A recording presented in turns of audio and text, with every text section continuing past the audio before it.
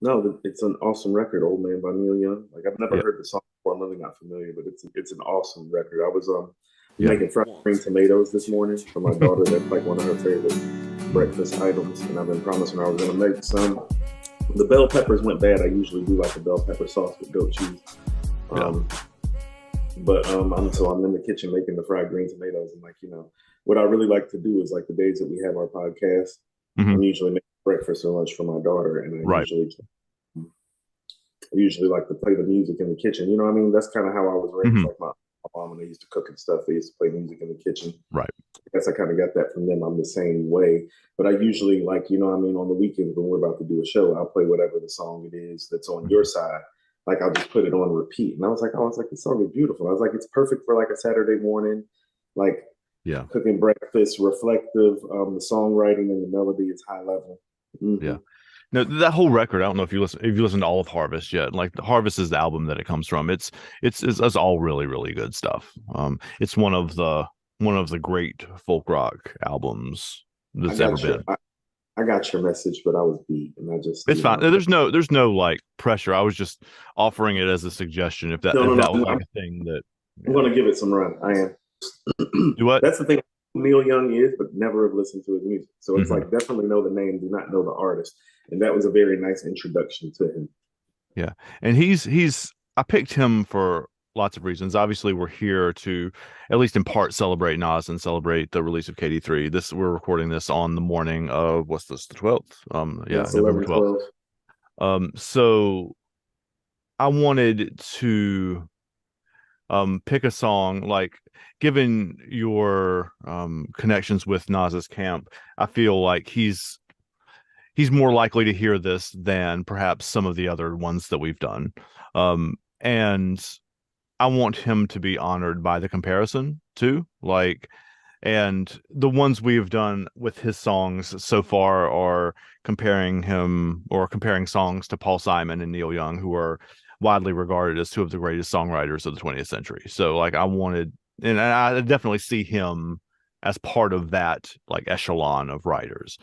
That is one thing that I noticed about the Old Man song initially. I'm like, okay, I was like, so he's a great songwriter, and that's Mhm. what made Andrew think about Neil Young in reference to Nas. So I did catch that immediately. I immediately caught the level of songwriting. That's why I was like, oh no, Yeah, it was high level. I was like, immediately, I'm like, okay, he's a writer.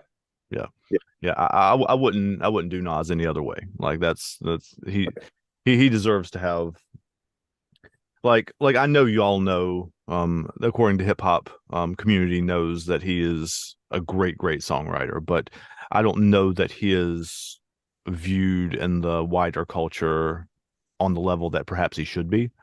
So I want to make sure he's getting comps with people who are also widely recognized as being on Yeah. that The top people level. who are lauded as writers is who you want to compare Yeah. him to or Yeah. juxtapose the songs with. No, no, Yeah. no, totally understood. Um, which way do you want to go, or where do you want to start? I don't know. I've gone back and forth about which way makes the most sense, and I think this is an example I think of two songs we're doing for. Well, I didn't say this, I guess, at the beginning. We're doing Neil Young's song "Old Man" and Nas's brand new song "Once a Man, Twice a Child" from KD3. Um, and the songs kind of talk to each other. I Mm-hmm. think like Mm-hmm. they're not opposite perspectives exactly, but one's a young man. The Neil Young song's a young man talking to an older one, and Nas's is kind of in the middle. Like he is kind of he is older. I mean, Neil Young was like 24. He says it in the song. He was 24 when he wrote the song. Yeah. And Nas's was he's what late 40s, right? He's literally 49, I believe. He's 50 next year. Yeah. So he's twice the age, but he's also like in his song is taking advice or is remembering advice that he has been given by older people and passing that along to younger people. So I mean the songs talk to each other. So I think we could go either direction. Okay. We can start with the newer song if you want. We can start with Nas because the Okay. song is newer and more. Recent. I think one thing, and this is I don't know how familiar you are with Tupac's catalog. I mean, I Hmm. know you know who Tupac is. Well, I'm clearly, just not sure how familiar you are with his catalog, especially the earlier portions of his catalog. mm, This not song, terribly. okay. Well, this song, if you're like a hip hop fan, the style and the feel, and even some of the cadence that he uses is actually his old style, but it's not even his old style. It's really more a Tupac take. Like, do you know how he took Eminem's flow and Hmm. started off on Ghetto Reporter? Yeah, da Well, da this, da da da da da da da. Yeah, sure. yeah, well, this is actually Tupac's flow that he took on this song. That And makes Tupac, me, I can't explain to you how happy that makes me because there's a note right here that says, whose flow is this question mark? You said on, according to hip hop, that he uses multiple cadences on different songs. This feels like Pac to me. this is Pac.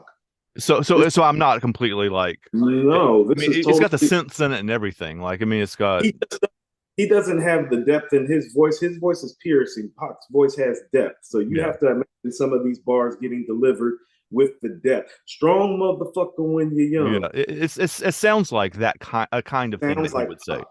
Yes. So he's tapping in, and I told people this about the album. My take on the album is that the Nas that you're hearing on this album is the Nas before Illmatic. Is how Okay. you have to look at it in terms of the thoughts, in terms of the approach. And this would fall right in line because this is straight out of 92, 93, 94 Tupac book. Okay. Like the theme too. Yeah. And that's what I was thinking. This is, I was thinking because one of the ways that I process these songs is I have a playlist with the two songs that are just like the two songs we're about to do, and I play them on loop in the car while I'm driving around too, and just Mm-hmm. listen to them over and over. And Nas is obviously a supreme lyricist. Yes, Mm-hmm. um, this is not his most intricately lyrical song. Like he has plenty of other more Mm-hmm. intricately lyrical songs, and that's not a knock on the song. It's just not what this one is, Yeah, that's and not, which is yeah, also a Pac thing too, right? Like he is a great correct. lyricist and has great messages, but the he is not as intricate as um it is not as intricate as Nas can be, I guess is what I want Correct. to say. Correct. He is more of an in your face writer than Yeah. Nas is. Nas can be an in your face writer like this record is, Hmm. but this is more in the vein. And when I'm saying this like he did this respectfully. It's Yeah. like this is one of those things that it's like I think you have to be a fan of hip hop or just Hmm. know music really well to catch it, Yeah. which is one It's an beautiful. honoring thing. It's an honoring thing. You know what I'm saying? Absolutely. Um, even some of like literally how he frames these words. Hot headed as a youngster, confronted, I might unload. Like that's Pop. Like Hmm. imagine Pop, hot headed as a youngster, Yeah. confronted, might unload. That yeah, Yeah. yeah, totally. And that's what I mean about how brilliant he is on this album. Oh, he doesn't just have his flow down. He has all the other great MCs flows down too. It's like no, he can do M's flow, he can do Pac's flow, and so when he's making this record and he's hearing this beat, because even beat wise, it Hmm. kind of feels kind of It's nostalgic, that like kind of yeah, West Coast feel. yeah, Yeah. that West Coast. It sounds like something that a West Coast producer would have made about 92, 93. Hmm. And so he's just showing you that as an MC, he's in a really special place. But like most records with Nas, there is a message, and Hmm. and I think the message of this one is to really like enjoy the life that you have now while you're living it, because like you said, like every day is the youngest day that you'll ever be. Right. And so the message of the song is like, is it's you can see yourself aging, Hmm. but don't be depressed about the aging. Like enjoy those memories as they're passing by. That's the first line he says when he's just speaking instead of rapping. Like at the very beginning, he says some. I'm going to paraphrase it, but he says something to the effect of, "You're if you're lucky, you'll get old." Yeah, Like that's because a lot of people don't make it that far. right. That's Yeah. that's the embracing, and that's like the kind of uplifting part on here. So when he talks about the things that he used to do. And I guess Mhm. that's where you got Neil Young from, because it's like, well, Neil Young in his record is 24. Mhm. Nas on this record is talking about the things that he was doing circa the age of being about 24. Right. So they're speaking to each other is what they're doing. Yeah, I they're mean, speaking to each metaphorically other, speaking. like, and he speaks to, and he speaks to some of the things that were going on. He's like, when he says, live while you get the strength to, health you should tend to, Hmm. you know, like, as in, like, you're not just going to get old by not paying attention and taking care of yourself either. Right. So there are messages about like self-care and Hmm. self-awareness Yep. in this song as well, which is typical Nas, which is typical Tupac. And I want to say something that I've kind of and Mike B and I on According to Hip Hop have been talking about this as well. Well, really, Nas is closer, should be closer compared to Tupac than he ever should really be to Jay or Big Okay. in one of these records. Or why? Because it's like, well, he's more content driven Hmm. and with a message and with a point and a theme, and there's a lot of uplifting things said Hmm. within the lines. And Yep. that's not to say that Big and Jay Right. haven't said positive things, but it doesn't feel as socially consciously aware Hmm. and pro-black in the theme and the motif of it the way Tupac and Nas frame it. Hmm. Does that make sense? Yeah. It's like, Yeah. to be honest with you, it's like we kind of pick what we want our heroes to do in hip hop, sometimes to a fault, because that's something that has actually hurt Nas. And so it's like, well, we really don't want to hear Jay and Big kick knowledge as much as we want to hear Nas and Pac kick it either. You get what I'm saying? Okay. Yeah. Because it's again, like you said, it's not that the J and Big are incapable of doing Yeah, that. not like they haven't. Clearly, they can. I think the chorus is where I really hear the Tupac though. Hmm. Just Oh truthfully yeah. strong motherfucker when you're young. I ducked the razor, ducked some punches, even ducked the gun. God. Yeah. Right. But then when you think about it, it's like, well, that sounds like Tupac, but part of what makes Pac Pac is that his story. Hmm. He's very modern day Malcolm in the sense is that the things that happened to Pac have happened to a lot of black men. Right. And so the relatability is there. Well, it's like, well, I might, like Andrew myself, I've been harassed by the police on multiple occasions. It's like, well, so is Pac. You know what I mean? Right. And so it's like when you see those things, it's like, oh, well, you relate. It's like, oh, well, I feel like he got treated unfairly by the criminal justice system. It's like, oh, well, that's happened to me. You Yeah. know? And And so even so though it's he a was a star, universal. I don't want to be like it's a universal experience, but like it's he's talking about something that and to me, from looking at it from the outside, it's kind of like if it can happen to somebody like that, then it can happen to anybody too, right? And like somebody who's as wealthy and connected and like all those kind of things. If it can happen to him, then it can happen to whoever. so there's a relatability that comes with that. But here's Hmm. like the genius with Nas, and here is why he's our best writer. Well, we know Nas was a childhood prodigy as a Right. writer and as an MC. And so his ability to digress, I don't even want to say digress. I think it's transition is a better word.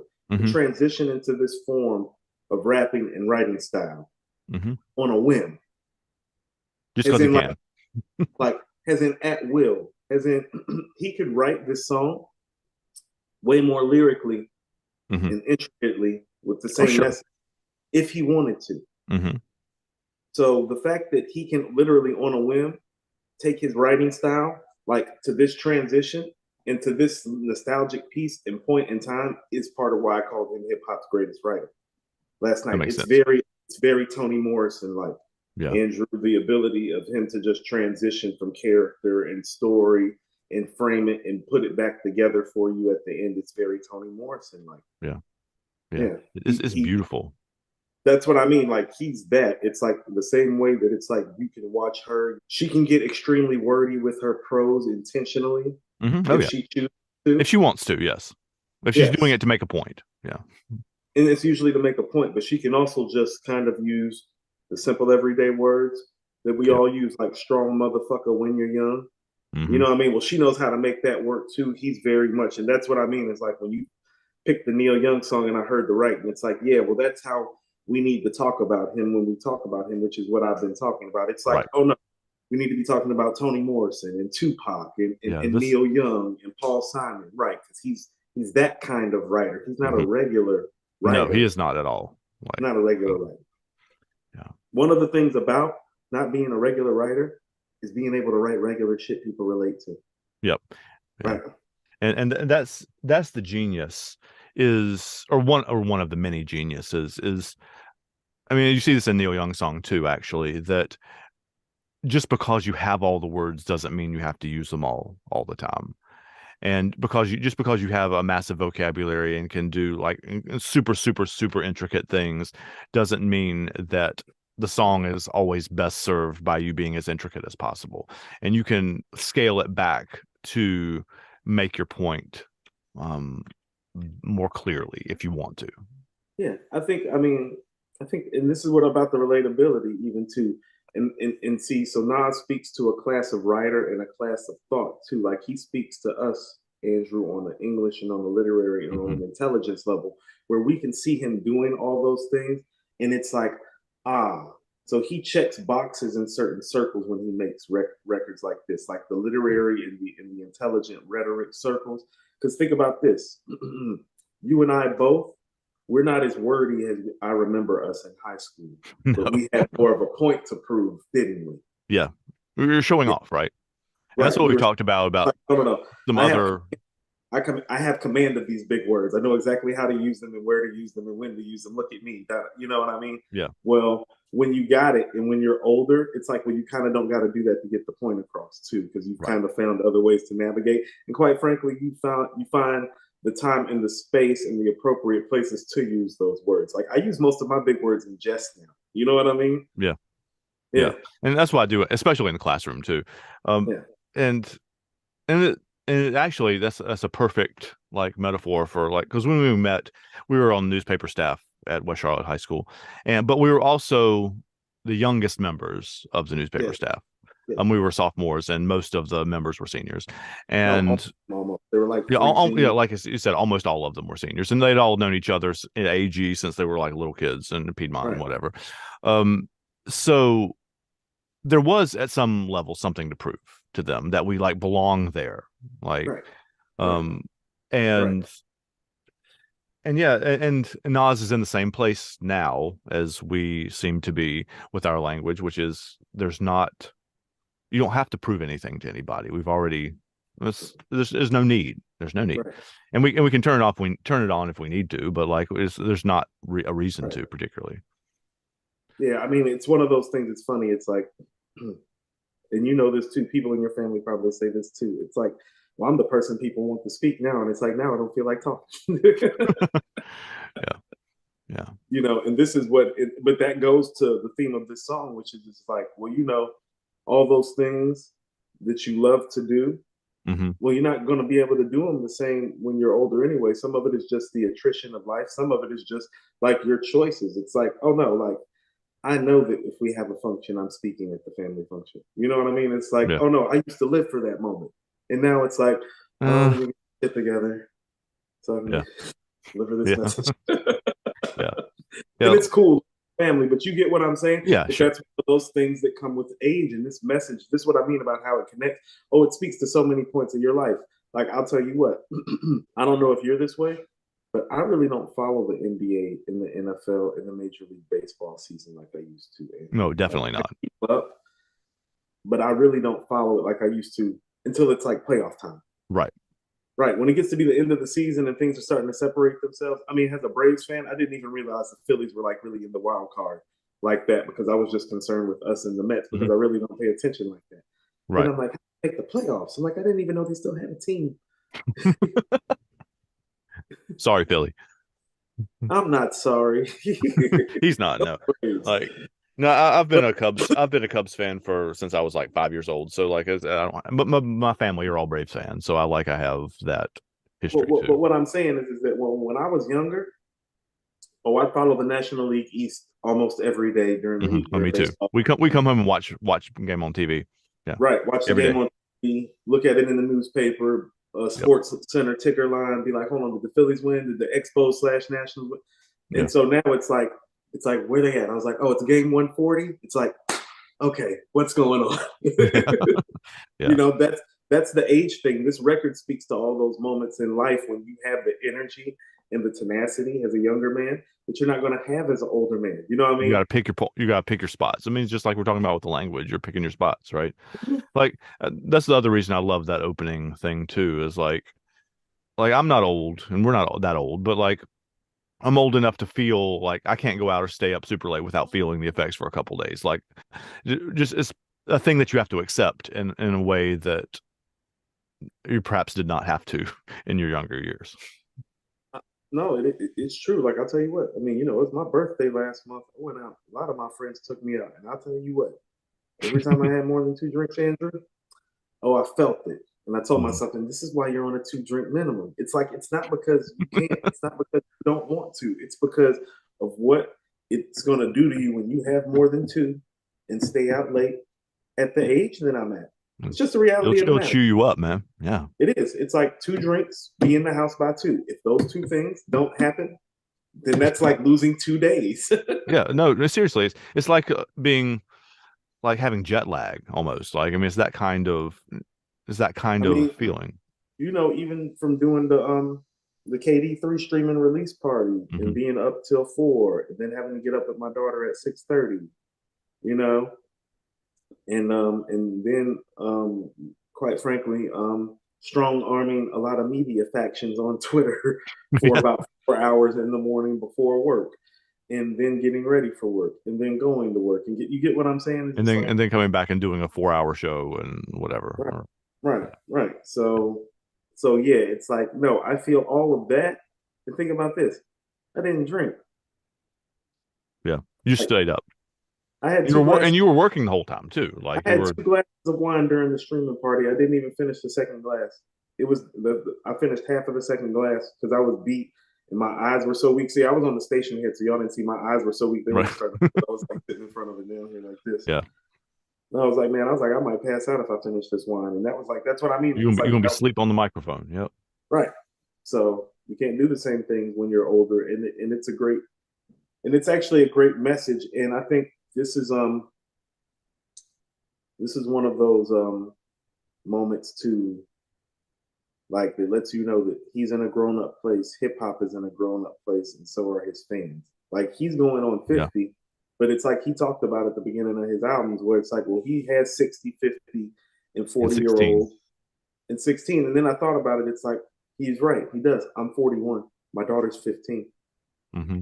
You feel what I'm saying? Yep. It's like I know he has factions of fans like from the classic hip hop era before him and from his era. So he Yep. has that 60, 50, 40 down to 16 that he's talking about. That's grown up talk. That's that Mick Jagger, Rolling Stones type of like longevity to Hmm. like One of musically. the things that's the hardest to do, and one of the things I laud him the most for is because we've seen lots of other both MCs and other musicians from the rock and roll world try and fail at this too, is to be able to talk as an older, I mean, I don't want to call him old, but like as a not 20-year old, like be able to talk in your 40s and 50s about um life in a way that is still fresh and still compelling and not like just rehashing shit you did when you were 20.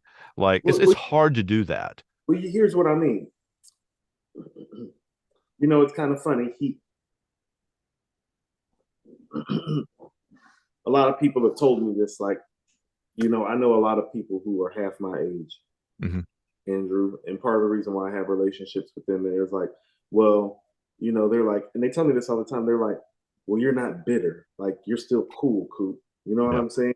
Like you're still kind of like you still kind of get it. And Nas has that working for him Yep. too. Kind of has an elder statesman status, Hmm. but he kind of has his pulse on it and knows what's going on. That's what I mean. Is it's like, well, it comes different ways from different people, but Hmm. he's one of those elder statesmen. It's like, oh, he's not get off my lawn with it. You feel No, what I'm saying? no, not at all. And you don't get that in any of this record at all. Right. It doesn't come off like get off. This particular one and the whole album is not like that at all. Right. Well, that's because even though he's elder statesman and the talk has grown up, it's still cool. Like he's Yeah. still cool, and you can tell he's not forcing any of these things upon you No. that he's kicking to you. And it's like that's part of it too. And that is part of it in real life and in real time. You got to let people like do what you do. Like this is no lie. Today, when I go to work, and I no lie, one of my 21-year-old homegirls is coming to the bar with her mother, and that's what I mean about I have those relationships where it's Hmm. like she hit me up and she was like, "Yo," she was like, "I'm gonna come sit at your bar with my mom's today."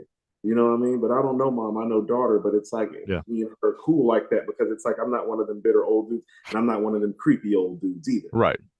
Right. And she's like, no, no, no, Coop is cool. He gets it. Like, you know, and people fuck with you like that. And that's kind of the reason why people fuck with Nas from the younger generation too. It's like, no, no, no. He's a cool old guy. It's like you got to think about it. He's wealthy. He's been single or had bachelor status for a long time Hmm. now. You know what I'm saying? He has Yeah. an actual lifestyle that a lot of people actually want. And so when he is actually stepping back and reflecting, it's different. This isn't the, not to be funny, this isn't the married guy with 3 kids reflecting. Hmm. You know what I mean? It's Yeah. different when the married guy with 3 kids is reflecting. It's like, oh, are you missing something over there? It's like, no, no, no. Nas is reflecting like from a different place. You know what I mean? He might have Yeah. come out of a board meeting and reflected. He's not coming like out of the house with 3 children and a wife reflecting. And so Mhm. those kind of like real life moments affect the song making too. You know what I'm saying? Yeah. It's like because this is somebody who has every reason to enjoy the now, telling you to enjoy the now. It hits different. Yeah. Yeah. It's like, oh no, no, no, that's what he's doing. It's like I do need to get like that. That makes sense. Yeah. Yeah. Cool. So, but that's about all I had for it. I mean, obviously the song's only been out for A day roughly a and a day, half or whatever. Yeah. right? Um, So, I did want to, I was almost going to jump in earlier and say this when we were talking about the literary devices. I want to talk really, really quick about, um, just because we're saying that he doesn't have to make things super intricate doesn't mean that it's not in here too. Um, and, correct. and there's, there, and it happens all over this whole album, but I wanted to draw attention to one just because I want I don't think I know you do, but like I don't know that people really understand how many layers there are in some of these lines. Mm-hmm. Um, he starts I think it's the second verse with the line "activate the pineal gland." Mm-hmm. Um, so just that's what 4 words, He right? said, I'm trying to expand the pineal gland. Yeah, So that's a yeah. rhyme too, expand and gland. No, that's right. I forgot. I wrote it Trying wrong. to expand the pineal gland. But he says it like a sentence. That's one of the beautiful things about him is that he can rhyme within a rhyme because he knows how to make a sentence, like an actual subject, verb, predicate sentence, Yeah. like and make it rhyme. Hmm. So I'm sorry, I misspoke that line, but I want to focus on like the pineal part first. I had to look up what that was. It is the gland in your brain that produces melatonin, which is the thing that keeps you awake or asleep, or like or puts you. People take melatonin to help go to sleep. So um, the expanding it means he's telling you to wake up. All right, so that's one meaning there. Um, Melatonin and melanin are not the same thing, but they sound enough alike um, to for me to think that he's doing that on purpose to What's the um, Latin root? What's the Latin root? Or the Latin root is the Latin root word, Mela, I think. Yeah, which yeah, probably means something of color, yeah, coloration. yeah. Correct. Yeah. So that's two, right? Correct. Um, he also pronounces it though not like pineal, but he pronounces it penal, right? Mm-hmm. And that's a rhythmical thing in the line. Obviously, he does it on Correct. purpose. But I mean, I mean, he's clearly making a penis joke too. Like, I mean, Correct. like, Correct. which is some Shakespeare level shit where you throw in like some dick jokes in the middle of something serious just because you can, right? He's throwing that in there. Right. Um, Right. he's also and also part of the joke is he says it's expanding, right? So that's part of the Right. joke. Um, and it also winks at the penal system, the prison system, Right. especially because the rest of the line is about. I'm going to butcher it badly, but the rest of the line is about um it's a religious thing, like being like life is being a prison and being released from it afterwards, or something to that effect. It says Again, the I'm word. badly butchering that, but No, no, I no. wanted to point out real quick that even like a short, like 4 or 5 word line has like, what was that, 4, 5 different double, triple meanings to it. Like there's so much layered in here. And I think you're missing the part too. Okay, so when he's saying "wake up" too, Hmm. this is also like, so he's consistent with his themes. On the first song that you ever hear on Illmatic, he said it drops deep like it does in my breath. I never sleep because sleep is the cousin of Son of death. death. Yep. The themes are the same. This is him. Remember, this is a nostalgic song Hmm. referencing Oh, a so time is past. that too? So that's 5 or 6. I mean, Yes, so it's like that. I fully accept that there are things there that I'm not catching, but like So it's those are that. just the So things in a literary sense that I'm catching, right. not So it's the allusions no too. right, but the most beautiful thing about it, and this is what I mean about the Toni Morrison comparison. Oh, he did that in one sentence. Yeah, I know. It's like what, 5 words, something like that. Yeah, One, two, three. I mean, are we counting I'm two in the? Like, are we counting all the words? sure, why not? Because if we're counting all the words, it's 7 words. Okay, but like So think that, about it. Six I entendres. spent like what, 5 minutes talking about seven Well, I mean, words just think about it. Six entendres or layers of metaphors and literary devices. 7 words. in one line. Yeah, Yeah, yeah. that's that top of the line, like, greatest writer ever type of stuff. Hmm. Like, no matter what genre, sphere of Yeah, writing it is, it's exactly. like, if you think it's Shakespeare, then that's Shakespeare level. If you think it's Toni Morrison, Hmm. W.E.B. Du Bois, like There's whoever some of your all of that level, in there. yeah, it's some of all of that. Like whoever it is, you know what I mean? Whoever's your guy or girl as a Hmm. writer, Yep. hmm right there. Yeah. And I think with that we can probably transition it. And thanks for like bringing that up and pointing that out, because that's what I mean when I said it's like, well, I understood that, but you kind of taught me a couple things too, because it's like I was looking at it from the sexual innuendo reference just to be just No, to that's what I heard the first time too. Like, well, I immediately actually thought about the penal system. You know what yep. I'm saying? Like actual prison industrial complex. You know what I I'm had to look saying? up the lyric to get the rest of it, but like but it does, but there's so much going on there Right. in such a short amount of time. And to be clear, guys, like there are lines like this all over this record, this album. This is not clearly the only one. This is just one that happened to jump out to me to talk about. I mean, if we were going to talk about all of them, we'd be here until 3 weeks from now. Is Old Man one of Neil Young's like, would you say top 5 song? Because like, because I heard a great song and I heard a great writer, but I heard a great record too. I'm like, radio must have loved this whenever it came out. When did this come out? Like 73, 74? 72, yeah. Yeah, I can hear it. Yeah, it's that kind of era. No, there's so much to talk about him. I picked him not only because he was a great writer and because obviously the songs are thematically similar, but also because he has longevity in a way that a lot of them didn't too. I mean, he started out as a member of a band called Crosby, Stills, Nash and Young. He joined Crosby, Stills and Nash in the late 60s and Hold on, was, he's the young.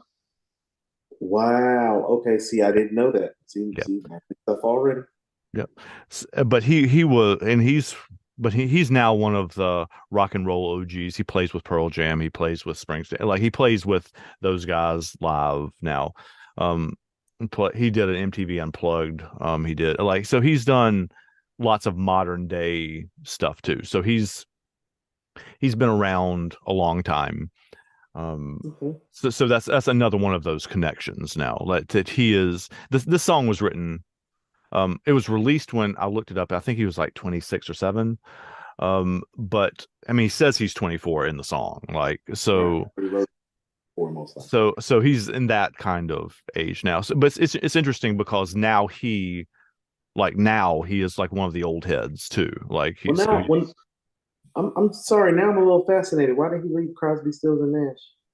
um he was not a member of that group to start with. Crosby, Stills and Nash were a group before he joined Okay. them. Okay. And he they recorded more albums after the Old Man Harvest record. The record's called Harvest. They recorded lots of other records after that too together. So this is just like a solo project. Okay. He also played, and that goes through the 80s. He played with another band called Crazy Horse in the 80s and 90s and I'm familiar with whatever. Crazy Horse. That's Rockin' in the Free World. That's Hey Hey My. There's lots of other those songs are. He got out his Gibson Les Paul and was like heavy rocking to those. These are folkier, obviously in the earlier days, but the older he's gotten, he has some albums that are like acoustic guitar driven and some that are much heavier too. Okay. Versatile. Yeah, he's very versatile. He's one of those guys that's done lots of different things like that, but has actually pulled it off, as Right. opposed to like no disrespect to Joni Mitchell, who I love. Like she had like that synth episode in the 80s that are just kind of like, maybe don't do that. Not for Like you. this is not that it's bad, it's just not your best thing. But um Not all artists transition and transcend. yeah, There's sometimes it's like the level that they're on is all time great for what they do, and you there's don't need to do these other things. Like, I mean, right. There's space for that. God Yeah. bless you for trying. Knock yourself out. I mean, you've earned the right to do whatever you want to, but like it's Right. It's like I never wanted Prodigy of Mobb Deep like to make anything other than hardcore East Coast rap. But if he wanted to try other things, totally okay with it. You get what I'm yeah, saying? It's just yeah, like sure. give me survival of the fittest and give up the goods. Like it's just You don't need to be doing this other stuff, but you can. Like, yeah, that's the thing. But you Like, can. yeah, The artistic and creative license and freedom. as Mhm. a connection and moving forward with the song too. Um, we've also met Graham Nash from Crosby, Stills, Nash and Young. We've met him earlier in this musical series too. He is the man that Joni Mitchell wrote Case of You about. So he's that guy. Wow. Okay. So there's a lot of overlaps in a lot of artists' lives. Hold So on. A case he wasn't that kind of a record, if memory serves. It really wasn't. it was not kind to him, no. I mean, she No. kind of painted him as kind of like emotionally and psychologically abusive, Yeah, yeah. I mean, possibly physically abusive. yeah, it was not the most pleasant relationship for sure. This anyway, Old Man song comes from Harvest is one of the great folk rock records of the 20th century. Like it's one of the very, very best all the way through. There are songs on there that you might recognize even if you don't know their names. Heart of Gold you might recognize, The Needle and the Damage Done you might recognize. But the whole record is great. And that's another one of those comparisons to KD3 too. Like it's a great record all the way through. There's no skip songs, there's no misses on the whole thing. Right. See, for me, sometimes the most complex things or the most simple things say, the old man, take a look at my life. I'm a lot like you. Yeah. Don't be so quick to judge me. Yeah. So And it that's exactly feels the point. right. So it immediately gives you that perspective of like, oh, he's talking to somebody with the get off my lawn mentality, which is like literally the antithesis of how Nas is behaving as the elder Right. statesman. Right. So as Right. soon as that happened, I was like, okay, I see the connection. Yeah. He says, I need someone to love me the whole day through. Mm-hmm. So that's that young, innocent, still searching Mm-hmm. type of thing. Like, not to be funny, grown-ups don't talk that way about love. They don't. Yeah. You know what I mean? Right. So that's still some of that young and some of that innocence, but that's some of the beauty in it. It's like, Mm-hmm. there's a vulnerability in that. And so that's where I felt the connection most about the writers. Both of these writers had the ability to be vulnerable without losing their machismo. You know what I mean? Like they don't lose anything in them being vulnerable male songwriters. Right. Right. Like the vulnerability is actually like a bonus, not a minus. Mm-hmm. That's where the records connected for me as Mm-hmm. far as the artist. Me Was too. the vulnerability and the simplicity of the writing. And that is part of what makes probably Neil Young great, but I know that's part of what makes Nas great. Is Right. that like he can say the simple beautifully and vulnerable and insightful. That's what I was saying on the show last night. It's like, well, the other lyrical guys aren't insightful and vulnerable like this. Mm-hmm. Yeah. Yeah. Yeah. No, he's writing that Neil Young's writing this song. If he's writing it when he is 24, then it would have been like 1970-ish, probably, which is the um the height of the um 1950s conservative people have and the backlash against the new love hippie Vietnam War protests. I Mhm. mean, all of that. So that is sort of what he's addressing in a literal way. I mean, Hmm. but he the way he tells the story, "Oh man, take a look at my life. I'm a lot like you." Is this protest music? I don't think so. I mean, Okay. you can call it that. I mean, and then Neil Young does have protest songs for sure. And Okay. Crosby, Stills, Nash and Young do too. But it's I don't think it's intended that way in the same kind of way. But the way he wrote it was one of the reasons I love the song is he wrote it in a way that you can read it as a oh man, you need to chill out kind of way in the 1968, 70, 70, like that kind of era way. Mhm. But it also transcends that moment too. Like you don't have to know that piece of information to understand, to know how powerful the message is. And old man, Um, take a look at my life. I'm a lot like you. That's you can read that two ways too. You can read it as like, I'm a lot like you are now. Like we both need love, we both need affection, we're all searching for the same things, right? As human beings. But also it's much like Nas's song, is asking him to remember how he was when he was that age too. mhm. Um, as young and idealistic. He's talking to the old man like, you've done things. Hmm. Like he doesn't, and this is what I mean, this is great writing. I can see this old man because he gives him character and gives him life. So some of the things that he says makes me feel like this old man might be a little bitter, but also accomplished. Like when he says, 24 and there's so much more. Live alone in paradise. That makes me think of two. Like he's telling him, it's like he's almost telling him, it's like, oh no, no, no. If I'm just like you, well, you've had these moments Hmm. of doing these things, and now you have more than that. Let me enjoy this time of doing that.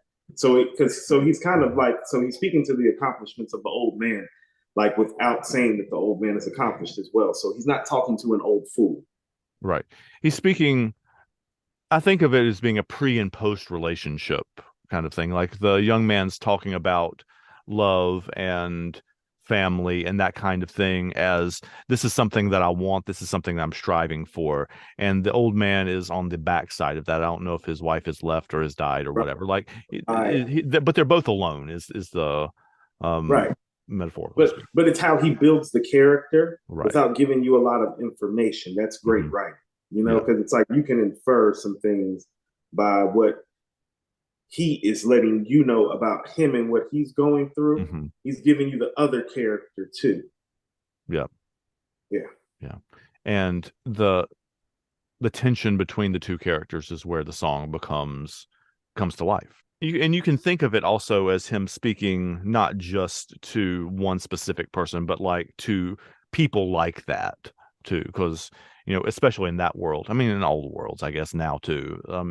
There are people who get older and become out of touch um, with what the youth want and need. And I mean, that's one of the reasons I love being a teacher is because it Keeps you keeps young. me in touch with those kind of things. And um, Well, and people ask me about like, are the youth now like so much worse than blah blah blah because they watch stupid news and stuff like that? Um, what do you no, they're really what do you not.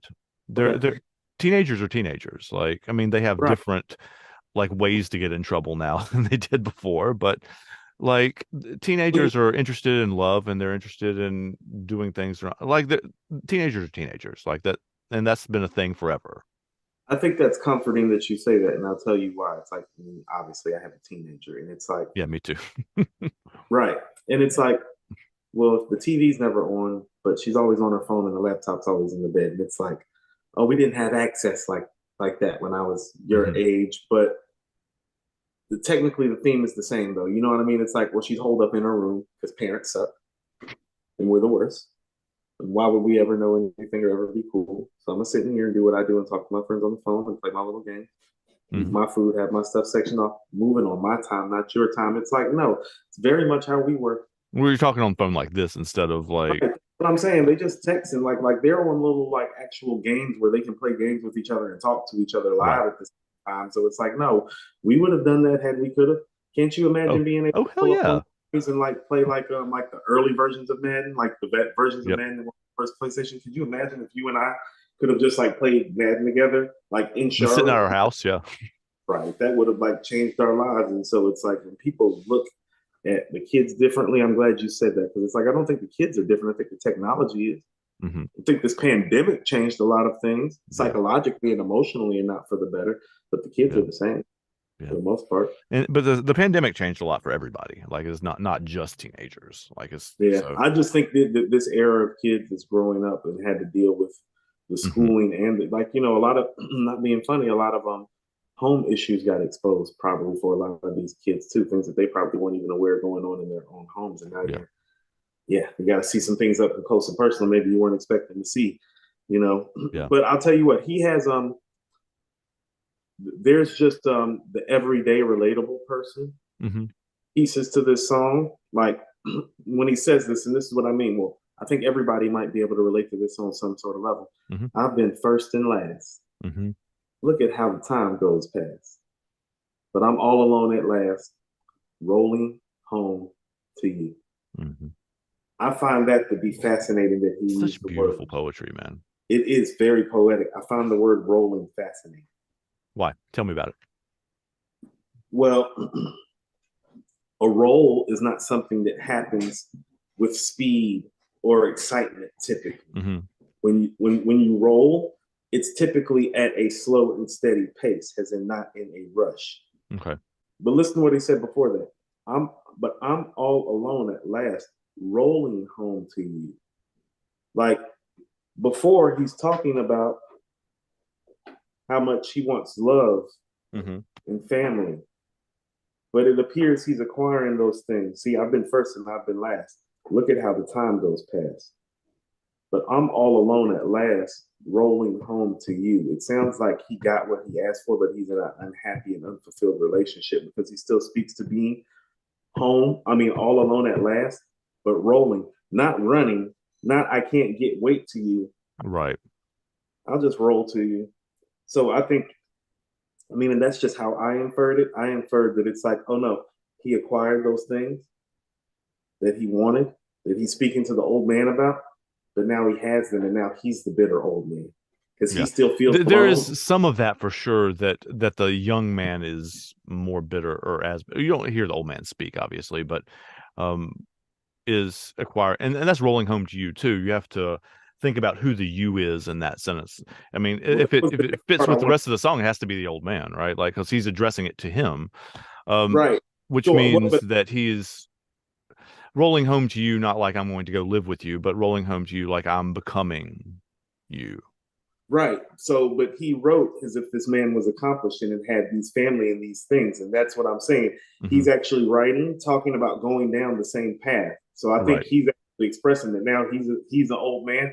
Now he knows why the old man is bitter because he's gone down the same path, Hmm. and now he's not running to that path. He's rolling to it. Right. Right. He says, Right. "Old man, take a look at my life. What? I'm a lot like you." Right. You. Right. Mhm. And so the way that he frames it simply and kind of takes you through the song, and then Hmm. towards the end when you get something like that, and then it goes back into the hook. It's like, oh, beautiful and Hmm. simply put. And the melody is dope. I love this song. I do. Yeah. This is one of my favorite songs that you've actually given me. I love, yeah, I love Neil Young. Neil Young's, as a human being too. I mean, he's a very, of that generation of, anti-war protest kind of. I mean, Okay. you see that in a lot of his stuff too. Okay. I want to show you music. I may have to overdub this because, but I want to show you a couple musical things too. This is actually the kind of guitar he had when he was writing these songs too. This is, uh, you can see, I don't know if you can see it. I mean, there are people who watch this that will understand about Martin guitars. You might too, I don't know, but like it's not really that's not really the critical part. This is the Martin D41 from it was made in 1970, built like the guitar itself was built in 1970. Um but this is the kind of I think he had a D42 or 45, which are slightly more expensive versions of this. Um, but a couple of things that I wanted to like draw attention to. There are lots of moments in the song musically too that go from like dissonant to resolving, which kind of mirrors their relationship. When you say dissonant to resolving, explain that. Yeah. So dissonance in music anyway tends to mean you're playing two notes that are like right beside each other. So when you're playing a chord, normally you play 1, 3, and 5. Correct. Right. Right. Right. So those are there's space between those notes in the scale. Correct. Right. So when you play them together, it makes a nice ringing sound. There's lots of moments where he's playing notes and singing them too that are like right up against, like kind of like jazz chords almost, like the notes are right beside each other. Like if like on the piano, if you hit like two keys right beside each other, they sound kind of not kind of similar, but kind of yeah, quirky. Kind of sound kind of funky, right? Yeah. So the chord that he starts with is that. Oh, that is four notes actually that are right beside each other. That is C, D, E, so when you say dissonance to resolving, what are you saying? That's what I mean, like the resolving part. What does that mean? Like it goes from notes like this, where those are notes beside each other. Right. Got you. And then it goes to. Got you. Right. Yep. So it goes from that weird, like not being on the same wavelength metaphorically to one where it is. And I found this song, like when I first started learning how to play it and sing it, really hard to sing because because the melody is not complicated, but it took me like 30 or 45 minutes to figure this out.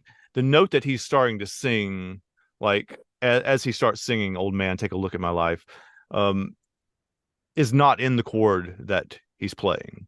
So and that makes it a lot harder to sing, because usually when you're singing songs with a guitar or piano or whatever, you're pulling one of the notes from the chord you're playing, right?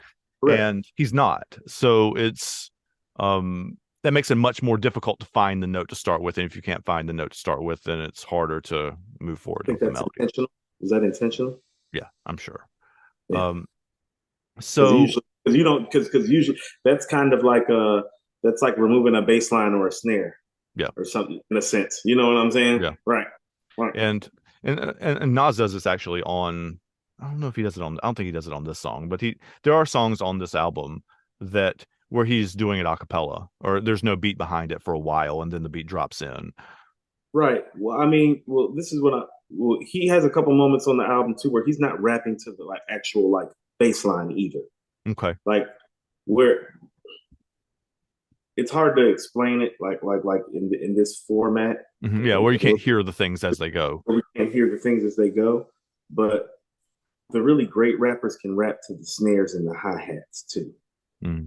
Like where it's like, well, they don't just drop necessarily where the bass line drops. Like Rakim and Nas are probably best at it because they come from musical families and have been musicians themselves, where they can actually use their voices and their flow and their delivery, where it kind of like matches the hi-hat and the speed of the hi-hat or the snare, not the bass line. Like, the hi-hat go right. Like they'll rhyme to that. The bass line's going boom, boom. No, they're rhyming and you got to catch it. And like on KD3, he actually has a moment where it's like, no, he's riding the bass line, and then he just totally changes his flow. And it's like, hold on, what the fuck is he rapping to? It's like, oh shit, he's rapping to the snares and the hi-hats. See, that's the thing. That's one of the reasons I love having these conversations, because that's not something that I would ever notice. I can hear him like changing up the flow, but I don't know like what he's doing. You have to understand the intricate musicality of it. But it's just like you're talking about with the chord, though. It's like, well, usually when the beat switches and you get a new bass line, you rap to the new bass line, not the hi-hat or the snare. Kind of like how you're saying, well, we usually don't sing out of the chord. And part of what made finding the song hard, the part of what is going to make it hard to imitate that flow. It's like, oh, well, if you tried to repeat and rap what Nas just did, you know what I'm saying? It's like, oh, well, you need to learn how to catch the hi-hat and the snare, It's not just hard, man. and Yeah. it's hard, right? So on the same way that it's like it was hard for Neil Young to probably like format this Hmm. song. Well, Yeah. that's what a great rapper, Nas in this case, can do on record too. Is like go off script of what normally gets done and go Hmm. get the job done. Because that's Right. essentially what it is. It's like it's going off script of the musicality and the formation of it to go get the job done. And it's that, and that's the experimentation that slowly always pushes music and culture forward, in my opinion. Yeah. And the thing that I love, or one of the other things that I love about both of those things, the thing you just said and the thing that I just showed you on the guitar, is that it functions as a metaphor too. Like, because both of the songs are about tension between generations. You can kind of hear it sort of as the old man speaking to the young man, even though he's not old. We know from our lives that, and from what you just narrated about your own daughter, actually, that the young people always think the old people are like out of touch or whatever, even if they Right. are cool, and even if they And I'm are the, whatever. and I'm the cool dad with 21 and 22-year-old friends. My daughter's 15, 16, and I'm still out of touch. You know Right, what I mean? exactly. And my 13-year-old treats me the same way too. Like, it's not that's just a Perfect. noral part of being a Perfectly. teenager. The point is that they're both of the songs musically, the way he's catching the beat, the way in an unorthodox way, and the way Neil Young's like singing along to these chords, that they both show dissonance. They show things that aren't done normally, or kind of that sound out of tune, sort of, kind of, if you don't know what you're listening to. And then they're Right. being resolved back to things that you recognize as well. And that's kind of a metaphor for those relationships. We're assuming from how Nas tells his story that he talks about the Bentleys, and he was like one of the first ones to have a Bentley in New York or whatever. Right. Like, and He hold actually on, let me listed say, it. I mean, I don't want to quote him He, directly. he actually Um, listed it in order. I think he said Tyson, mhm, Puff, Stout, and then me. I something might like have that. missed somebody. Yeah, there were five. He was the fifth on Yeah, that list. Mike. I don't know who, No, but it's Mike. he says we didn't know we were living hazardous, right? Right. Like It said that. like Yeah. so he's also acknowledging the fact that as a young man he would have thought almost 50-year-old man was talking out of his ass, and then now he's like recounting some of the times that people have told him things, and he's realizing now that he's older the value in what he has been Well, told. also too. Well, see, part of why I love that too is that there's reality in that, and there's hyperbole in that. When he's saying I'm the fifth guy with the Bentley, is well, you're talking about in the black entertainment Right, sphere exactly. circle. There were other blacks who had that Bentley. You get what I'm saying? Yeah, for But sure. I get what he's saying. He's saying like coming from where we're from, like Hmm. Mike Tyson was the first guy we saw with a Bentley.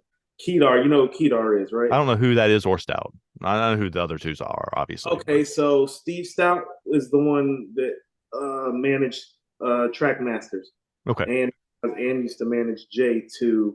He's one of hip hop's biggest influencers. He's responsible for Hmm. "It Was Written," which is Okay. Nas' biggest selling album. Okay. So, but he's done some other things. Matter of fact, Stout has a position with the New York Knicks now. Okay. He's like head of marketing and branding or something for the New York Knicks now, actually. So Stout's pretty big. Kedar Massenberg is the person that's responsible for bringing out Erykah Badu, if I'm not mistaken. That would Okay. probably be his biggest claim to fame that you would know him of, but he Okay. was big time music exec. I'm not sure what Kedar is Hmm. doing now. So it's like all these guys, it's either like it was the heavyweight. She's pretty much saying it was heavyweight champ, 3 black execs, and then me, the multi-platinum rapper. You know what I Hmm. mean? Right. So he's kind of giving you that hood dreams contextualization of it. Yep. You know what I mean? It's like, oh, well, people in Brooklyn and Queens, the only people we seen driving through a Bentleys was Mike Tyson. Well, then Puff got a Bentley. Or I'm sorry, he said Tyson, then Kedar, then Puff, then Stout, and then me. Hmm. You know? So he's like, that's that hood hyperbole where it's like, oh, well, if you seen a guy in a Bentley in Brooklyn and Queens, it could only have been like 1 of 5 guys around that time. You Hmm. know? Other guys driving this car and coming up in the Brooklyn and Queens. You feel me? Right, exactly. Right? Yeah. So he's kind of contextualizing some of the environment for you when he says that. Hmm. That makes sense. Mm-hmm. But yeah, these were great songs and great pairings. And I really like. I'm gonna have to look into Neil Young more. I was really, really impressed with Yeah, the record. he's a super super talented songwriter. Oh, I mean, it's obvious. I mean, like that's what I'm saying is like, and you probably know this even more than I do as an English teacher. I mean, when somebody's a great writer, you can usually tell it instantly. Yeah. Like you usually know, I mean, not to be funny, you know, usually after that first writing assignment, Oh yeah. which one of your writers in the class are gifted, don't you? Yeah. Usually Yeah. after the first thing they write, you're like, this one can write. Yeah. Like right. It's like, and I'm not gonna have to help them with much, but navigating their vision and some grammatical and Right. some Yeah. right. And Yeah. then there are You other have to like, push them on a different kind of level. Like that they are they're not going to different kids need different things, obviously. And right, but yeah, you can see the ones who have, I mean, I believe all writers can get better, obviously, but there's some that have an ear for it. Just like somebody's like I used to play in a band with somebody who could just like pick up basically any stringed instrument and play it. I'm like, dude, come on. Like how do you do that? Like so, and it's that kind of thing. There are people who can just do that. And I mean it's hours of practice before that, obviously, but like there's some people who have gifts and no, I knew a guy like that, Andrew. We didn't rap like together, but you know, I've been mhm, in some ciphers with him before. We were close. His group member I was close to and stuff, but as an MC, Andrew, I mean, at the drop of a dime, he could pick up and go on a Black Thought and Nas level, and I'm not exaggerating when I say that. Like, did it in my house plenty of times. Used to go see him perform live and stuff, but just like had it and was so amazing. I'm like, man, if somebody don't just like hand this guy a record deal, you know what I mean? That's mhm, all I would be thinking to myself. And I was really damn gifted in my own right, and I felt that way about him. You know what I mean? He yeah. was older than me. He's one of the people that like helped school me. It's super, super talented like that. It's like, oh no, he could rhyme off anything about anything at the drop of a dime. You'd be like, what you want to rhyme about today? He's like, you know, your last rhyme need to be your best rhyme, right? Watch, let me show you. And he just start rapping. Be like, oh man, like this guy crazy. Mm-hmm. Yep. There are people like that that like never make the major leagues, quote unquote. Hmm. They're just as talented as like Yeah. those guys. It's like I've been around some of those people. Some people consider me to be somewhat of that person. For people that have heard me, like, yeah, I would have made it. I think you would have made it too. I think life just happened, music changed, you know, all that Yeah. shit. Yeah, Mm, but yeah, a mm, great mm. episode, great show. Yeah. I like this.